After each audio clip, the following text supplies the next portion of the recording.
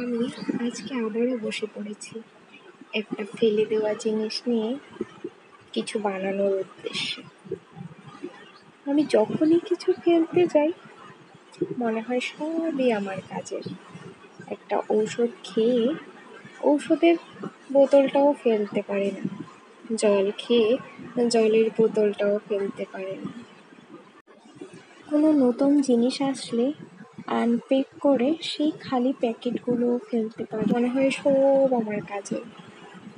আর এই করে করে যে আমি কত আবর্জনা জমিয়ে ফেলি ঘরে তার বলার না। আবার ভুলেও যাই যে কোনটা কখন রেখেছি, কি বানাবো ভেবে রেখেছি সেটাও ভুলে যাই।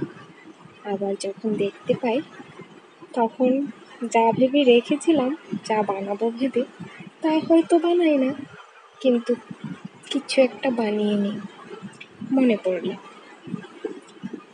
তো আজও সেই একই রকম। আমি এই ফুলের তোড়াটা ফেলতে যাচ্ছিলাম, ফুলগুলো শুকিয়ে গেছে বলে। তখন এই যে পাতাগুলো কি সুন্দর সবুজ রয়ে গেছে, কিন্তু শুকিয়ে গেছে, কিন্তু এই যে সবুজত্বটা যায়নি। কিন্তু তাই মনে হলো এইগুলো আমার কাজে লাগবে। এই ফুলের তোড়া থেকে এই পাতাগুলো তুলে রাখছি, কিছু একটা বানাবো বলে। কিন্তু মাঝখানে 2-3টে দিন কেটে গেছে, কিছু বানাতে পারিনি। আজ ভাবলাম বসে পড়ি, দেখা যাক কি বানানো যায়। বসলে অবশ্যই মাথায় আসবে। তো আমি শুরু করলাম, ভাবলাম দেখি একটা গাছ বানাতে পারি কিনা। যদি সুন্দর হয় তাহলে আপলোড করব, যদি ভালো না হয়, কখনো কখনো এমনিতেও ভালো হয় না, তখন আর আপলোড করতে পারি না, আপনাদেরকে দেখাতেও পারি না। তো যাই হোক, মনে হলো এই গাছটা যদি বানাতে পারি সত্যি ভালো লাগবে। সত্যি ঘরের মধ্যে যখন নিজের হাতে করে কোনো জিনিস রাখবে আর গোছাবে, দেখবে বারবার করে ওই দিকে চোখ যাচ্ছে।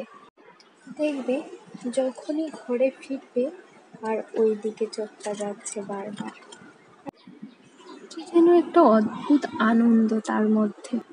ছোট্ট একটা জিনিসের বদল বা উপস্থিতি যে এত আনন্দ দেয়, যারা উপলব্ধি করেছে তারাই বুঝতে পারবে।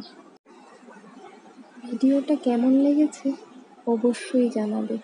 আর যারা আমার চ্যানেলে নতুন অবশ্যই লাইক শেয়ার করতে ভুলবে না। ধন্যবাদ সবাইকে।